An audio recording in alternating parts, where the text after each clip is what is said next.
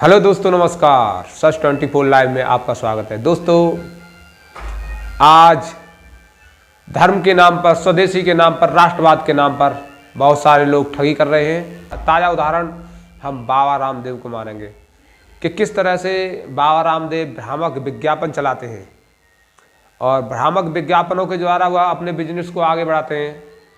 जैसे उनका दावा है कि हम कैंसर, डायबिटीज, बहुत सारी ऐसी लाइलाज बीमारियां हैं जिनका इलाज हम करते हैं और उनको जड़ से ख़त्म कर देते हैं।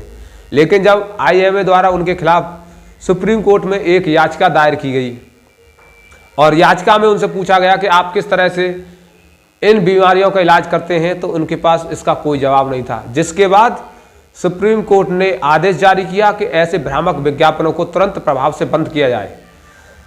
इससे पहले भी नवंबर में सुप्रीम कोर्ट के द्वारा पतंजलि के खिलाफ आदेश पारित किया गया था, जिसमें सुप्रीम कोर्ट ने कहा था कि भ्रामक विज्ञापनों को तुरंत बंद किया जाए। लेकिन उसके बाद पतंजलि ने कोई कार्रवाई नहीं की, ना ही कोई विज्ञापन बंद किए।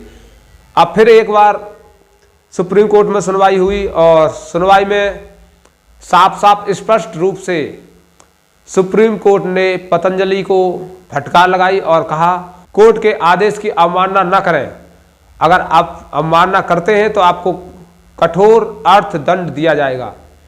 दरअसल हमारे देश में 1954 में एक ऐसा कानून बना जिसके आधार पर सुप्रीम कोर्ट ने यह फैसला लिया है। औषधि चमत्कारी उपचार एक्ट बनाया गया 1954 में, जिसके तहत आने वाली बहुत सारी लाइलाज बीमारियां, अस्थमा, कैंसर, डायबिटीज,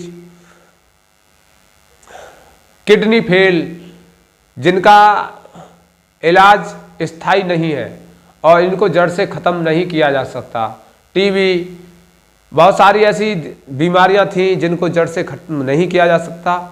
और अगर उनको जड़ से खत्म करने का आप दावा करते हैं तो बिल्कुल गलत करते हैं। ऐसा दावा करते हैं और उसे प्रमाणित नहीं कर पाते हैं तो उसके लिए सजा का प्रावधान भी किया गया, जिसमें आपको 1 वर्ष से 6 महीने तक की सजा हो सकती है और अर्थदंड भी लगाया जा सकता है।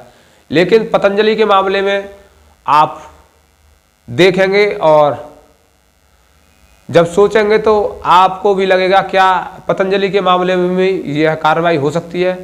अगर यह कंपनी किसी विपक्षी पार्टी की होती या फिर किसी अन्य व्यक्ति की जो सरकार के साथ सामंजस्य बिठाकर नहीं चल रहा होता, तो उसके खिलाफ तुरंत कार्रवाई होती और आप देखते किस तरह से उसके खिलाफ छापेमारी की कार्रवाई चलती।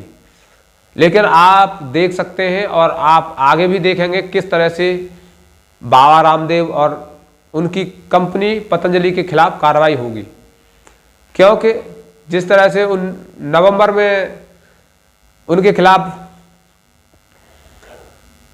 सुप्रीम कोर्ट ने आदेश दिया, उसका पालन क्यों नहीं हुआ आप देख सकते हैं।